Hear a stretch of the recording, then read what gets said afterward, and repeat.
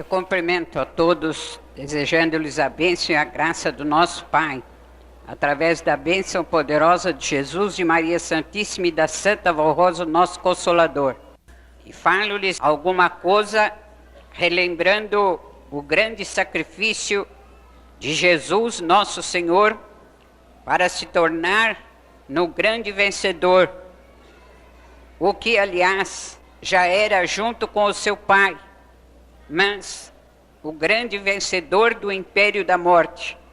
Por isto, com muita devoção e sinceridade e amor em nossa alma e com muita justiça, comemoramos esta data. O fazemos não por costume e tradição, como muitos na terra o fazem, que passam o ano inteiro, muitas vezes, pecando, sem se lembrarem sequer de que Jesus foi morto, foi martirizado, injuriado, caluniado e muito sofreu, exatamente para pagar o preço do pecado da humanidade, o pecado das criaturas humanas, e não dele, porque ele não tinha pecado a pagar. Mas muitos no mundo não pensam nisto. É verdade que aqueles que não são sinceros para com ele, Jesus, também não recebem dele o seu perdão, porque ele não morreu por todos, mas morreu somente por aqueles que viessem a crer nele, e no presente o grande poder do seu sacrifício só tem valor sobre aqueles que verdadeiramente passam a ser dele, sejam dele e por conseguinte formem o seu povo na terra. Mas ia eu dizendo, na data de hoje, milhões e milhões de criaturas no mundo inteiro dizem comemorar mais especialmente o sacrifício de Jesus. E o fazem muitas vezes até com cerimônias tradicionais, cobertos de luto, demonstrando uma tristeza em seus corações, e há muitos e muitos que pensam que nesta data ele é novamente crucificado e o seu martírio se renova. Assim, cada um, de acordo com seus princípios de fé, fazem referência a esta data. Mas como eu lhes dizia, nós apostólicos a comemoramos não por tradição e nem por costume, e a comemoramos com o coração sincero, com um sentimento de amor e de profunda gratidão. Nos alegramos não com o seu sofrimento nem com o seu martírio, mas nos alegramos pela sua vitória e por ter feito inteiramente a vontade do seu Pai. Então entendam que é um princípio de justiça esta Igreja Apostólica, especialmente nesta data, comemorar o sacrifício de Jesus, a sua crucificação, o seu martírio, e no domingo próximo a sua grande ressurreição, para vencer para todo sempre o domínio do império da morte. É um princípio de justiça, disse eu, porque comemoramos com alegria e gratidão todos os eventos importantíssimos do reino dos céus. Com muita satisfação e gozo, comemoramos o seu Natal. Com muito gozo também, comemoramos a data de nascimento da Santa Vó Rosa, o Espírito Consolador, junto com a organização desta Igreja Apostólica. Com muita gratidão em nossa alma, comemoramos o Dia do Consolador e nos lembramos especialmente naquele dia de outubro, do sacrifício dela, não realizado somente quando deixou de existir o corpo, mas um sacrifício que durou principalmente durante 16 anos para dar vitória a esta igreja.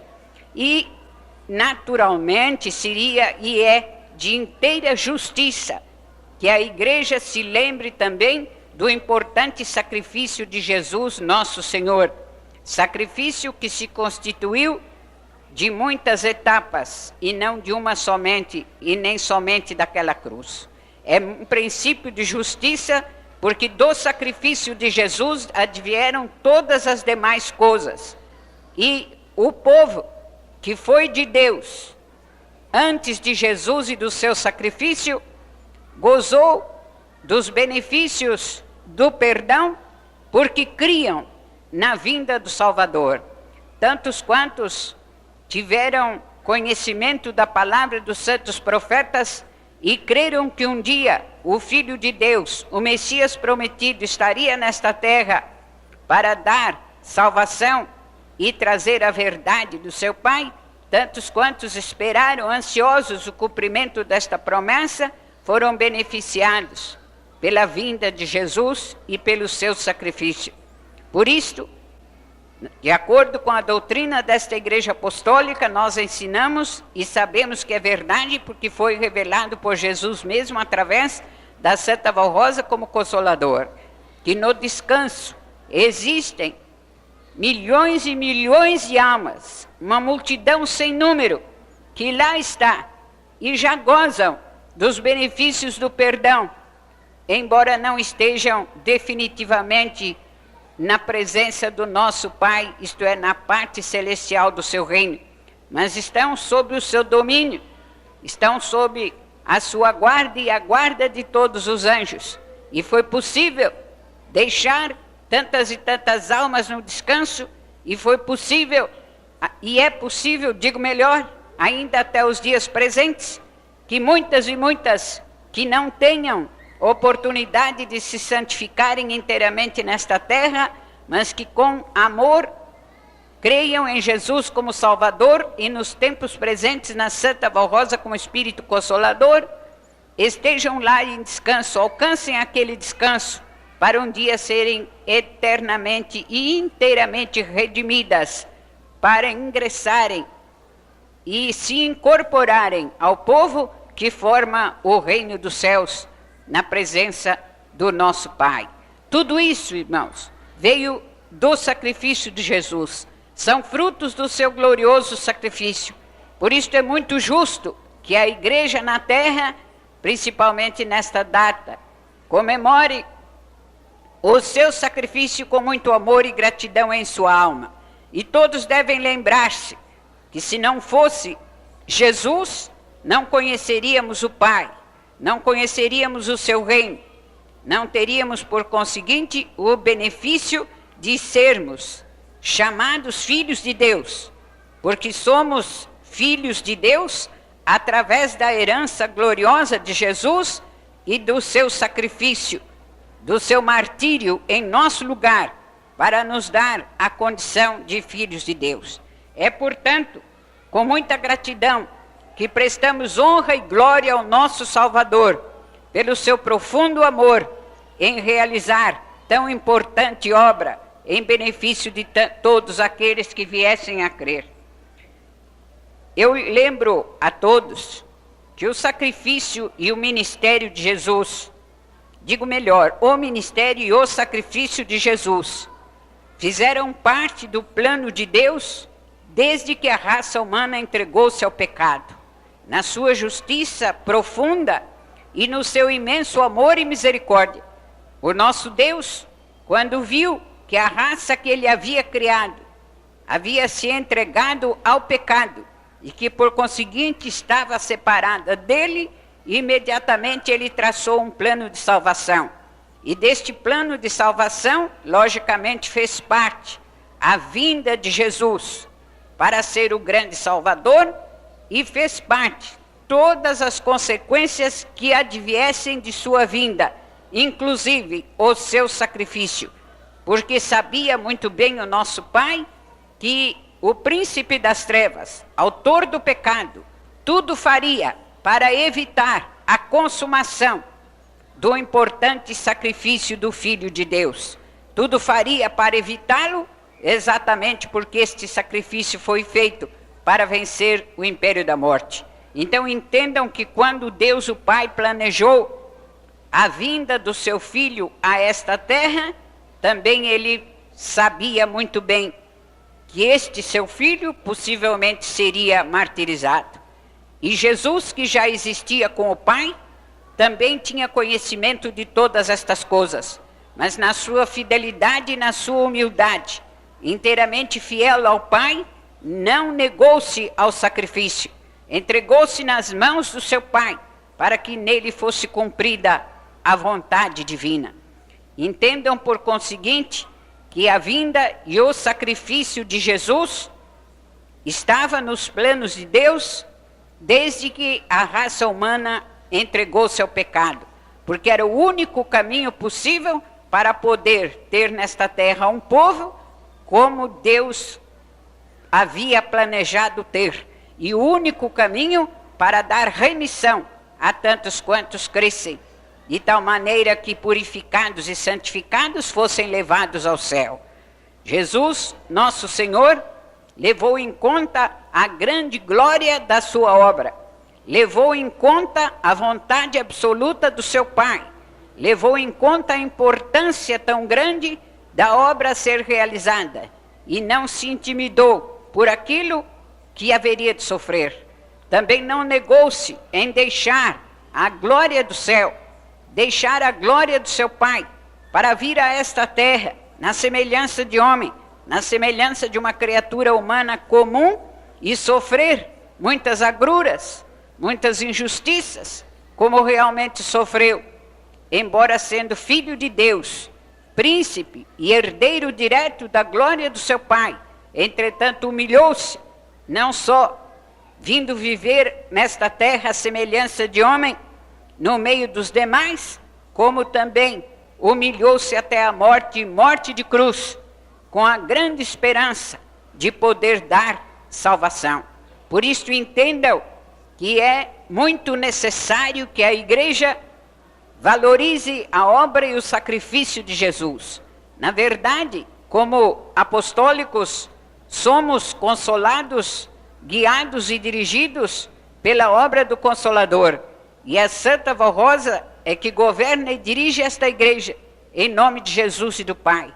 Mas é bem verdade também que todas as coisas, como eu lhes disse há pouco, nos vieram através do sacrifício glorioso e importante de Jesus, nosso Senhor.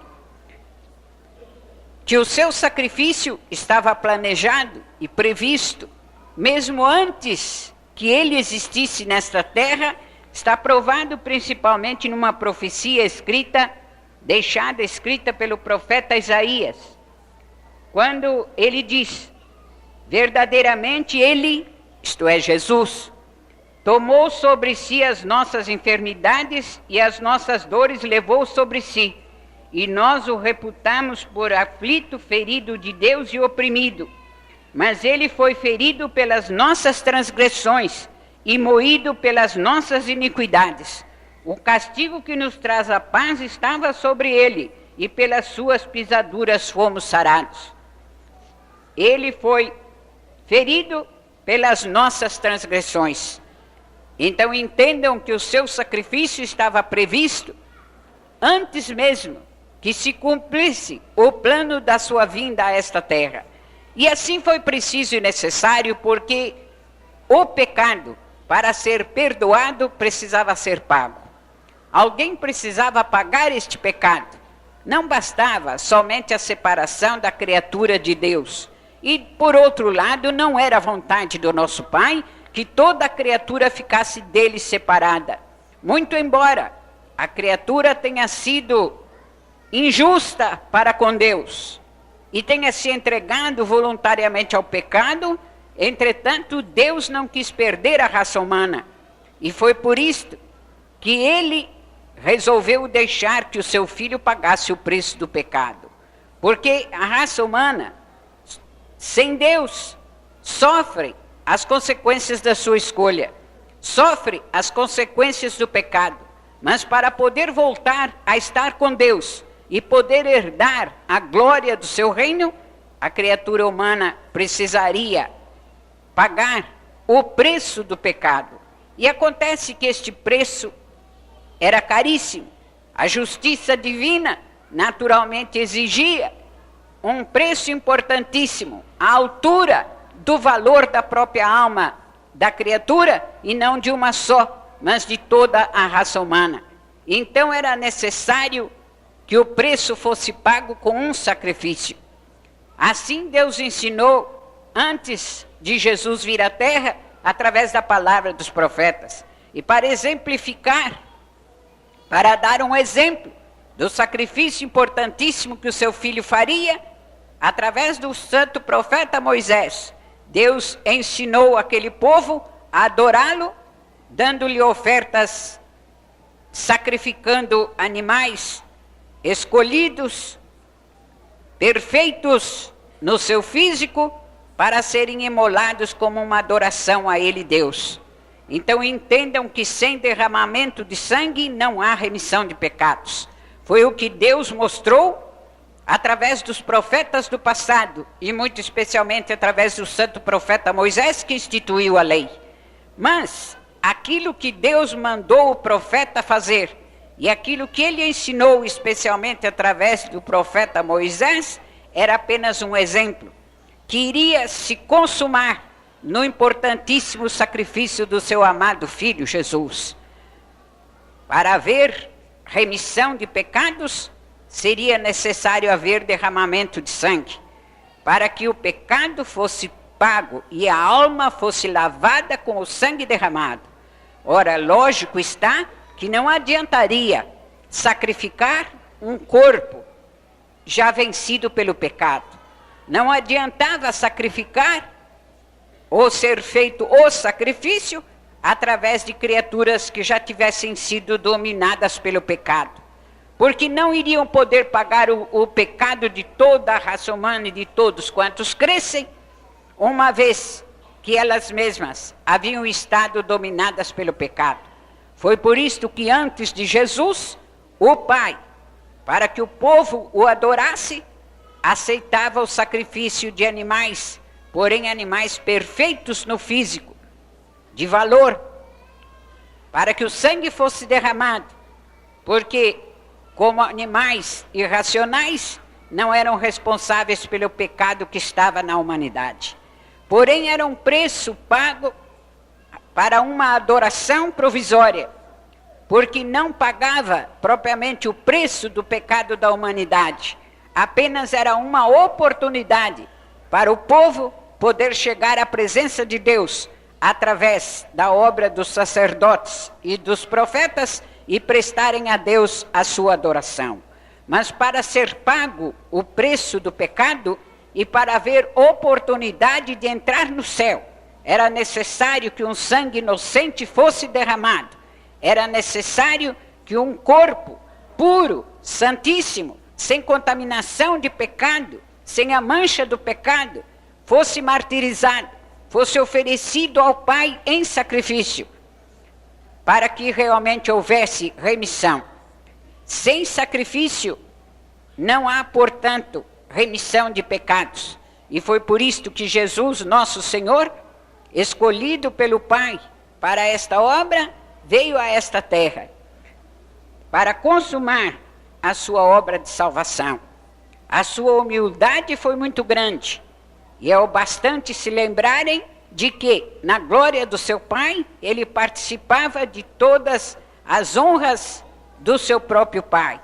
Sempre foi um com ele, herdeiro de toda a sua glória, herdeiro de todas as suas virtudes e poder. E diz São Paulo, numa das cartas que escreveu, que Jesus despojou-se de tudo, deixando no céu todos os direitos do seu principado, deixando no céu todas as glórias que lhe pertenciam, não que ele as tenha perdido, mas deixou de exercê-las durante o tempo em que esteve na terra como homem. Porque durante o tempo que aqui esteve ensinando a palavra da doutrina, curando a muitos e muitos, dando alívio a tantos sofredores, ressuscitando até mesmo os mortos, expulsando o sofrimento e o mal, o domínio dos espíritos das trevas, da vida de muitos que estavam acorrentados pelo pecado e pela maldade, realizando tão importante obra. Jesus apresentou-se como homem e não como Deus, como Filho de Deus. E assim foi para experimentar a fé dos corações da criatura humana. E assim foi preciso exatamente para que ele chegasse a realizar o grande sacrifício da redenção. Então entendam que ele, Jesus, para vir a esta terra, para ensinar a palavra da doutrina, para realizar milagres tão importantíssimos, para dar alívio e paz a muitos corações. Ele por um tempo deixou de exercer todas as glórias do seu principado, deixou de gozar de todos os direitos importantíssimos a que tinha direito por ser o filho unigênito e primogênito do seu pai.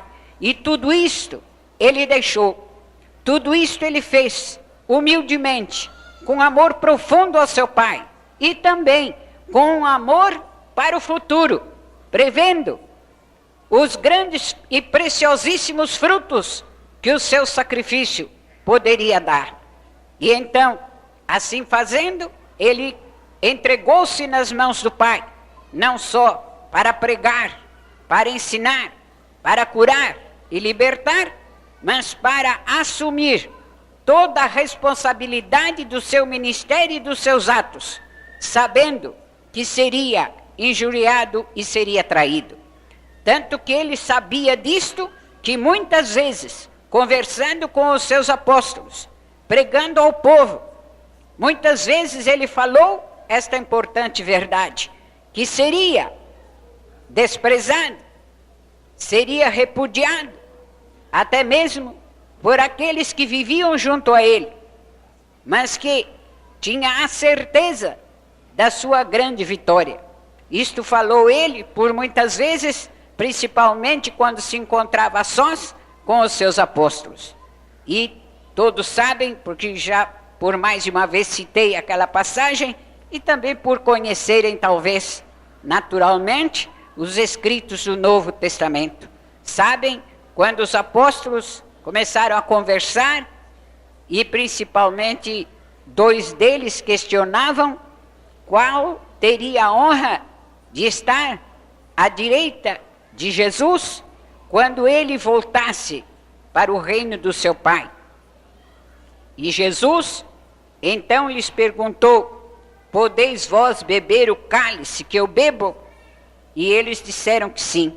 Fazia ele referência à sua morte, ao seu sacrifício, e também fazia referência ao sofrimento intenso que ele passava na vida do seu corpo.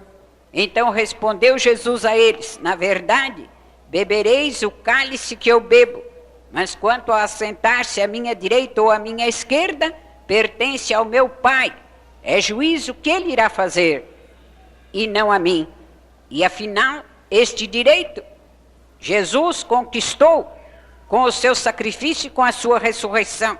Porque diz ele, prometeu ele, através de São João, na palavra escrita no Apocalipse, que um espírito vencedor, herdeiro de todas as suas glórias, reinaria junto com ele, assentando-se no trono com ele, para reinar, para julgar, para fazer justiça e para fazer juízo. E esta glória coube a Santa Vó Rosa, a qual é hoje o Espírito Consolador. Isto ele prometeu ao outro Consolador, não sabendo ele na época quem viria a ser, porém tinha a certeza que teria o seu imediato, um espírito semelhante a ele, para realizar a importante obra de concluir a missão que ele havia começado nesta terra. Mas o que a igreja deve entender, principalmente, de todo o sacrifício de Jesus, foi a sua renúncia. E não pode, não deve esquecer-se da sua dívida de gratidão para com ele, porque se não fosse Jesus, ninguém herdaria o céu, ninguém voltaria a estar com Deus, ninguém voltaria a estar na qualidade de filho de Deus. Portanto, a igreja tem uma dívida de gratidão muito importante para com Jesus. Mas outra coisa que eu quero que se lembrem é que o sacrifício de Jesus não se constituiu somente do sofrimento da cruz. A maior parte da humanidade pensa que o sacrifício de Jesus se constituiu daquelas horas em que traído, humilhado, zombado, criticado, caluniado, foi finalmente condenado ao pior tipo de morte que já havia existido na terra. o sacrifício mais degradante, porque naqueles dias toda pessoa que era colocada na cruz e no madeiro era considerado maldito. Esta era a sentença. Era um sacrifício que era imposto somente a criaturas muito cruéis, muito ímpias, muito más, que tivessem feito muito mal aos outros. Eram ladrões, assassinos, criaturas criminosas que não tinham mais oportunidade, segundo os homens pensavam, não tinham mais oportunidade de uma regeneração. E eram então condenadas a morrer numa cruz, depois de carregarem o seu próprio madeiro.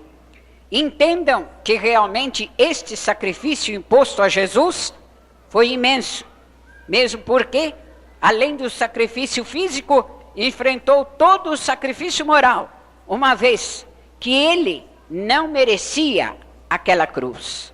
A cruz não era dele, a cruz era da humanidade. E o peso que ele pagou, o preço que ele pagou, digo melhor, e o peso que sentiu sobre os ombros, não foi somente daquele madeiro, mas foi o peso de todo o pecado. Por isto mesmo, ao ser crucificado, quando todas as coisas estavam para se consumarem, um dos seus gritos de sentimento profundo foi este: meu Pai, por que me desamparaste? Foi o único instante em que ele sentiu-se separado de Deus, quando todo o peso do pecado da humanidade caiu sobre ele e esteve sobre ele. Mas, entretanto, o sacrifício de Jesus não se constituiu somente disto. É exato que o sacrifício dele na cruz foi muito triste, e as lições que deixou como uma herança para a humanidade, nas frases históricas e importantíssimas que falou antes de entregar o corpo à morte, tudo isto toca no coração da criatura sincera e da criatura sensível. Porém, Jesus, desde que veio a esta terra, tinha conhecimento do seu martírio. Tinha conhecimento que ia ser traído. E não demorou muito, logo depois de ter ele iniciado o seu ministério, sabia ele quem era aquele que o entregaria aos seus inimigos. Entretanto, suportou aquilo. É importante lembrarem-se de que quem escolheu os 12 apóstolos foi ele. Escolhendo os 12, ele escolheu entre eles um que tinha o espírito frágil, que facilmente seria dominado pela inveja e pela cobiça. Jesus os escolheu, os 12, escolheu a todos, deu oportunidade igual a todos, mas, conhecedor do espírito da criatura, sabia ele que Judas Iscariotes seria muito facilmente levado para o terreno da cobiça e da inveja, e por conseguinte o trairia. Entretanto, Jesus o suportou. Suportou dia após dia. Suportou a falsidade do outro. Suportou as injustiças do outro. Suportou, enfim, coisas muito tristes. Tudo por amor ao seu Pai, por amor ao reino dos céus e por amor àqueles que há séculos esperavam a sua vinda e o seu sacrifício, e por amor a tantos quantos um dia viessem a crer nele, para se tornarem novamente filhos de Deus. Tudo isto ele suportou com amor, com fé, com paciência e com humildade. Vejam, irmãos, que foi uma coisa muito triste para ele, desde que começou a dar cumprimento à sua missão, não só naqueles 3 anos de ministério, porque jovem ainda, com apenas 12 anos, foi levado certa feita pelos seus pais ao templo em Jerusalém exatamente para a comemoração da Páscoa e da festa judaica. E lá começou ele a conversar com os doutores da lei, isto é, com homens que se diziam sábios e que ensinavam a lei de Moisés. E com as suas respostas, com as suas explicações, ele confundiu aqueles homens, de tal maneira que ficaram admirados e perplexos com a sua profunda sabedoria, muito além da sua idade, de um menino de 12 anos. Mas ali, naquela hora, quando abriu os seus lábios e começou a assumir a sua responsabilidade de ensinar a doutrina e a vontade do seu pai, já naturalmente ele viu pesar, sentiu, digo melhor, pesar sobre os seus ombros o peso daquela cruz, e viu a sombra da mesma em todos os dias do seu caminhar, porque pequenino ainda, para não ser morto pelo rei daquele país, precisou que os seus pais fugissem com ele para um país estranho, para o Egito. E assim, a sombra da cruz o acompanhou desde o seu nascimento, muito embora naquelas primeiras horas e naqueles primeiros meses, algumas homenagens muito sinceras, como a dos pastores e dos reis magos, muito embora tivesse então recebido a adoração sincera de alguns, entretanto logo a sombra da cruz se projetou. E é tão importante isto, que está dito por São Lucas na palavra do seu evangelho, que Maria Santíssima guardava todas as coisas em seu coração, calada, porque se lembrava das palavras do anjo, e sabia que o seu filho seria vencedor, mas no silêncio guardava no seu coração a amargura profunda do seu sacrifício, porque ela participou do sacrifício de Jesus, naturalmente, vendo o seu filho caluniado, injuriado e zombado muitas e muitas vezes. Ela, que era Mãe Santíssima e que cria no seu filho e cria em Deus e na palavra do anjo, diz São Lucas, guardava todas as coisas no silêncio do seu coração, porque sabia o que iria acontecer. Acompanhou-o até o fim, esteve aos pés da cruz, ouviu suas palavras, obedeceu sua ordem quando a entregou ao apóstolo São João. E depois, enquanto foi da vontade do Pai, esteve ao lado dos apóstolos, animando-os para que pudessem dar início à importante obra da sua igreja. Mas vejam que a sombra da cruz projetou-se na vida de Jesus desde que ele surgiu nesta terra. Portanto, o seu sacrifício foi muito grande, muito maior do que o peso daquela cruz somente. Porque se fosse só o peso da cruz e a dor dos cravos enterrados em seus pés e em suas mãos, já seria muito, mas seriam apenas algumas horas de sofrimento e o seu espírito estaria com o seu Pai e ele tinha certeza absoluta da sua ressurreição. Mas acontece que o seu sofrimento maior foi a rejeição dos homens. O que mais lhe custou foi a rejeição dos homens e a traição de um que na frente dos outros, na presença dos demais, parecia ser tão amigo dele, parecia ser um dos que estavam com ele para defendê-lo e para fazerem dele aquilo que quisessem. Parecia que os 12 seriam os seus defensores, mas, entretanto, a aparência enganou a todos. A aparência, digo, de Judas Iscariotes, enganou a todos, inclusive os outros apóstolos, mas não enganou a Jesus. Jesus suportou a traição. Este foi o maior peso da sua crucificação. Não foi só o sofrimento físico, o sofrimento moral foi o mais intenso.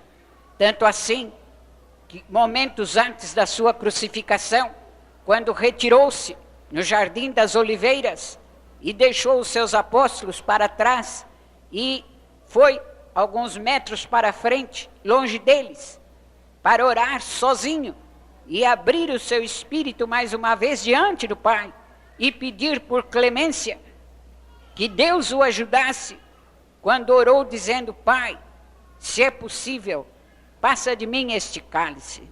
Todavia, não seja feita a minha vontade, mas seja a tua. E diz o texto do Novo Testamento, escrito pelos apóstolos, que naquela hora ele chegou a suar sangue. Era a agonia da sua alma de sentir-se traído por um que era considerado como seu amigo, não por ele, mas pelos outros. De sentir-se traído por Judas Iscariotes e sentir-se também rejeitado pelo povo por quem tanto fizera, porque milagres extraordinários havia realizado, havia provado que ele era do seu Pai, havia provado que todo o poder estava nas suas mãos.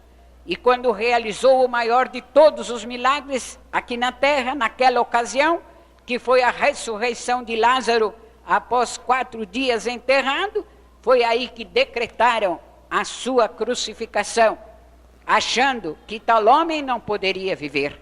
Realmente não era para viver entre a raça humana, porque a humanidade foi indigna dele.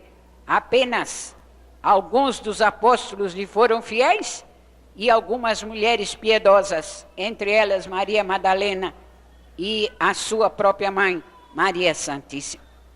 Então o peso maior da cruz foi o peso moral, foi a sua rejeição, foi a ingratidão com que o traíram e com que Judas Iscariotes o vendeu. Isto é um exemplo profundo para a igreja de hoje, porque a igreja de hoje, muitas vezes, não se conforma de sofrer, não se conforma de passar por momentos difíceis, nem todos se conformam com algumas dificuldades de sua vida, embora sabendo que a Santa Valrosa, como Espírito Consolador, tudo faz para consolar e para aliviar. Entretanto, nem todos se conformam com isto. E quando principalmente são injustiçados na sua vida, quando sofrem alguma injustiça, então acham que estão sofrendo demais e esquecem-se os horrores por que passou Jesus, sendo traído por um dos seus próprios apóstolos, sendo rejeitado por aqueles que se diziam doutores da lei e da religião, e sendo por conseguinte condenado como um traidor, sendo condenado como um ladrão, como um assassino, quando entretanto nada devia, e era e é santíssimo. Esta lição é importantíssima para a igreja e para todos nós. Esta lição foi importantíssima para a Santa Valrosa, foi o que a ajudou a sofrer também, e é aquilo que nos ajuda a sofrermos por amor a ela e por amor ao reino dos céus. Mas eu digo ainda que tudo o que existiu e existe no reino dos céus, de perfeito, sem mácula alguma, e todas as vitórias importantíssimas do reino dos céus, dependeram em grande parte do sacrifício de Jesus. E para nós, apostólicos na terra, tudo devemos a ele. A existência do Consolador é devida a ele. Nós devemos a vida e o sacrifício e o ministério importantíssimo da Santa Valrosa a Jesus nosso Senhor, porque foi ele quem a preparou, foi ele quem se revelou a ela, foi ele que a ensinou, foi ele, juntamente com Maria Santíssima, sua mãe, que a confortaram por muitas e muitas vezes, para que ela não se desesperasse e não desistisse da sua importantíssima missão. E foi ele que esteve juntamente com ela em todos os momentos difíceis do seu ministério, porque a semelhança dela, digo melhor, a semelhança dele, ela também foi traída, também foi injuriada, caluniada, rejeitada. E todo o sacrifício que Jesus fez, ela também fez.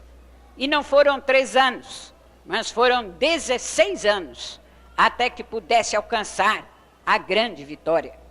Mas sempre teve ela em sua mente esta lembrança, que assim como Jesus, o Filho amado do Pai, havia vencido e era o grande vencedor, ela também venceria e seria a grande vencedora.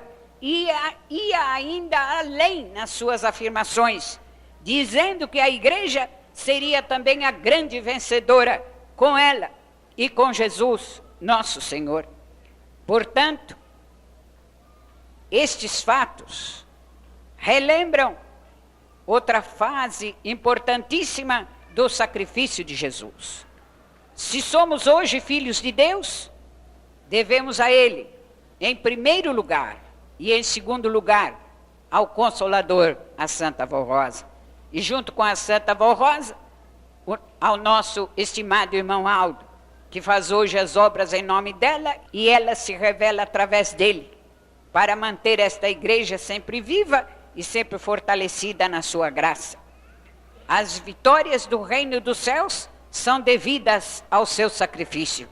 Com o seu sacrifício, ele ganhou para os santos de Deus a grande vitória de se incorporarem num povo só, quando a promessa do outro Consolador se cumprisse e quando um povo verdadeiramente do reino dos céus existisse nesta terra. E isto se cumpriu. Ele restaurou sua igreja, ele manifestou-se a Santa Avó Rosa, ele a preparou pacientemente, embora ela naturalmente merecesse e tudo fizesse para cooperar com ele. Todas estas coisas foram assim feitas com profundo amor e muita gratidão em sua alma. E Jesus, fiel a si mesmo e ao seu Pai, todas as coisas fez para que o seu sacrifício alcançasse as profundas vitórias para as quais havia sido ele planejado. Então entendam que a própria unificação do reino dos céus, a grande vitória do reino dos céus sobre o poder do inferno, a formação do outro Consolador prometida por Jesus e a existência da igreja na terra, tudo adveio do importante sacrifício dele em dar-se a si mesmo, não só no momento da crucificação, mas durante os anos que nesta terra viveu, para dar um exemplo profundo de humildade, de amor, de fidelidade ao seu Pai e ao seu reino. Daí nós podemos concluir que toda pessoa que é escolhida por Deus para realizar nesta terra missão especial, tem que sofrer e fazer seu sacrifício, como Jesus o fez. Os profetas do passado, muitos sofreram, foram zombados muitas vezes, caluniados muitas vezes, embora não fossem perfeitíssimos como Jesus, e também não foram perfeitos como Consolador, tanto que não alcançaram o precioso galardão igual ao da Santa Avó Rosa. Todavia, cumpriram sua missão, representaram o Pai, mas pagaram com o preço de sua vida e do sofrimento a escolha que havia sido feita a respeito deles para que fossem profetas de Deus.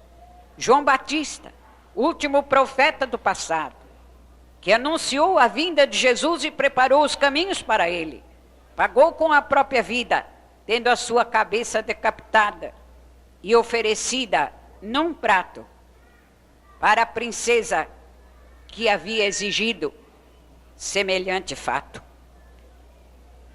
E depois de Jesus, o normal seria que Jesus, tendo consumado o grande sacrifício, ninguém mais precisasse sofrer. É o que a maior parte da humanidade pensa. Mas ele, na sua palavra e na sua doutrina, havia deixado muito claro a sentença para todo aquele que quisesse ser dele. Primeiro ele prometeu: vinde a mim, vós que estáis cansados e oprimidos, e eu vos aliviarei. Tomai sobre vós o meu jugo, porque ele é suave.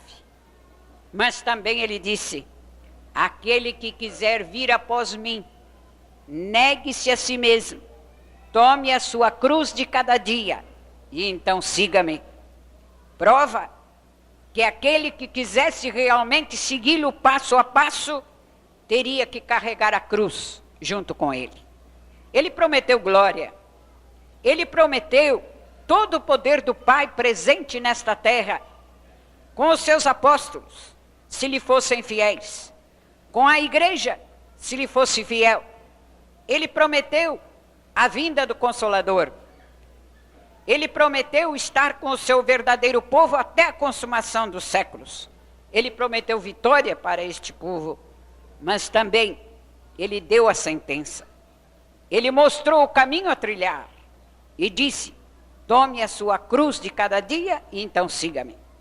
Foi por isto que a Santa Vó Rosa, para poder tornar-se no Espírito Consolador, teve que carregar a cruz e sofrer junto com Jesus, passo a passo, todas as ingratidões que lhe puseram no caminho. E muito sofreu por ele e pela igreja, para chegar a ser a grande vencedora. Deus o Pai, através do seu amado Filho Jesus, e Jesus através do Consolador, jamais prometeu para a igreja na terra uma vitória fácil. Eles prometem vitória, mas à custa do sacrifício. Porque o preço principal, o preço básico, foi pago por Jesus. Mas a igreja que quiser ser do reino dos céus, a igreja que quiser ser vitoriosa, a igreja que quiser ser santa, a igreja que quiser ser verdadeiramente vencedora, precisa também pagar o seu preço. Assim aconteceu com Jesus, assim aconteceu com muitos dos seus servos, e assim aconteceu com a Santa Vó Rosa. E naturalmente é o caminho traçado para esta igreja. A cruz, para que haja finalmente a coroa. É preciso saber sofrer, é preciso enfrentar todas as lutas com renúncia, com paciência, muitas vezes com o coração ferido, mas o semblante em paz. Tudo isto é preciso, exigido e necessário. Portanto, irmãos, comemorando nesta época do ano, porque não há propriamente um dia fixo, mas em determinada época do ano que sempre calha entre o fim de março e os primeiros dias de abril, o mundo comemora o sacrifício de Jesus para depois comemorar a sua ressurreição. E nós, como apostólicos, também o comemoramos e o fazemos, mas com alegria na alma, porque já experimentamos em nossa vida como igreja, muitas vezes, o sabor amargo do sofrimento, mas a alegria infinita de muitas vitórias. Só o fato de Jesus ter conseguido formar nesta igreja o outro Consolador é uma das vitórias importantíssimas do seu sacrifício e da renúncia desta igreja. E o outro fato, o termos conosco, à nossa frente, o representante do Consolador, exercendo os seus dons e com todas as suas virtudes. Esta é outra vitória importantíssima, que tem custado, muitas e muitas vezes, o sabor amargo de lutas, de sacrifício, de calúnias e de traições, mas tem nos trazido a grande glória de podermos contemplar as obras do Consolador, podermos contemplar os seus milagres e podermos contemplar ou ouvir sua doutrina, suas palavras e seus ensinos. Por conseguinte, não chorando no presente um fato acontecido há tantos séculos atrás. Não idolatrando, por exemplo, uma cruz que tanto sofrimento trouxe a Jesus. Mas, embora compungidos em nossa alma pelo seu grande sofrimento, entretanto, no presente, gozamos a grande alegria da sua importante vitória. Porque, na verdade, ele é o grande vencedor e venceu para todo sempre o império da morte. Saiba a igreja ser muito grata por isto. Mas se lembre que ainda hoje, como igreja dele, seu corpo na terra, e tendo conosco outro Consolador, temos que carregar juntamente o peso da cruz. E precisamos fazer isto com boa disposição, com amor, com dedicação, com fidelidade, sem falsidade, não constrangidos, não obrigados. Como aquele homem que, quando ia Jesus carregando a sua cruz, foi sirineu, e viram que Jesus já não suportava mais carregá-la, pegaram aquele homem à força e o puseram lá, para que ajudasse a carregar a cruz. Muitos fazem isto no mundo, por isto não recebem a recompensa do sacrifício. Mas esta igreja, com a doutrina que tem obrigação de carregar a responsabilidade do reino dos céus e da vinda do Consolador, com muita gratidão em sua alma, espontaneamente, louvando e glorificando o reino dos céus, pela certeza da sua vitória. Adorem especialmente nesta noite ao nosso Jesus, prestando honra e adoração a Ele.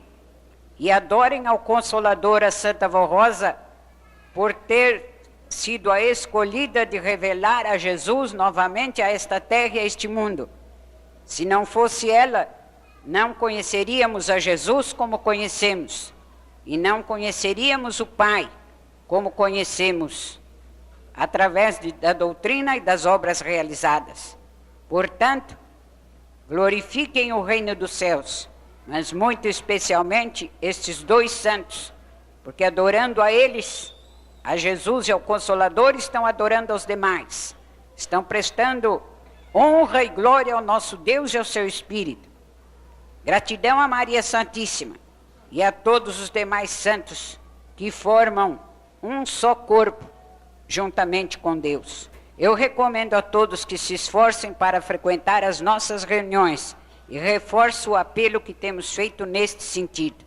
Vamos orar encerrando.